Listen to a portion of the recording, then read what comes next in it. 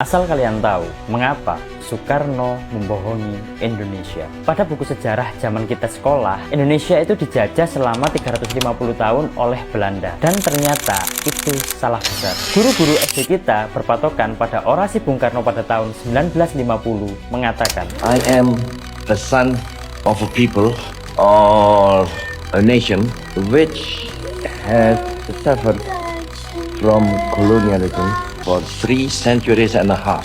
It's not a short time. 350 years about.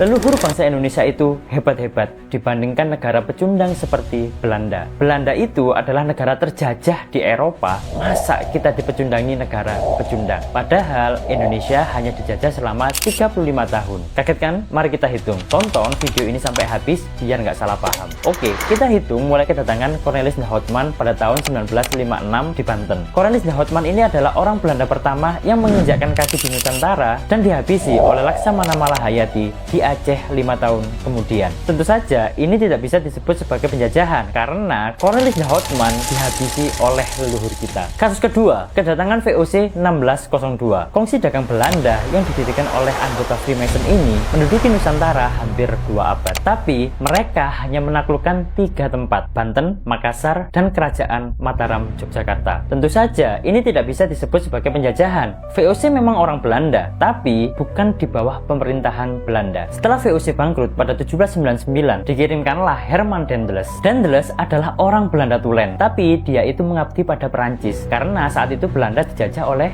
Prancis di bawah pimpinan Louis Napoleon. Dan Daendels sendiri tidak punya kekuasaan penuh pada Nusantara. Apa itu bisa disebut penjajahan? Tentu saja sekali lagi tidak. Singkat cerita, Belanda itu baru menaklukkan seluruh Nusantara pada tahun 1907 dan memimpin hingga 1942 sebelum pendudukan Jepang. Dan jika dihitung antara 1907 sampai 1942 itu tercatat hanya 35 tahun dan digantikan oleh Jepang sampai tahun 1945. Total semuanya itu mungkin hanya 38 tahun plus Jepang. Lalu apakah narasi Bung Karno itu adalah bohong? Benar, orasi narasi Bung Karno bohong. Tapi untuk menyemangati rakyat Indonesia pada saat Belanda kembali ke Indonesia untuk agresi militer. Saudara-saudara, kita sudah terjajah 350 tahun. Masa iya mau terjajah lagi? Maksud Bung Karno hanya membakar semangat rakyat Indonesia, bukan bermaksud apa-apa, apalagi melencengkan sejarah. Jadi kamu sudah tahu asal-usul mengapa Indonesia di buku sejarah tertulis terjajah sampai 350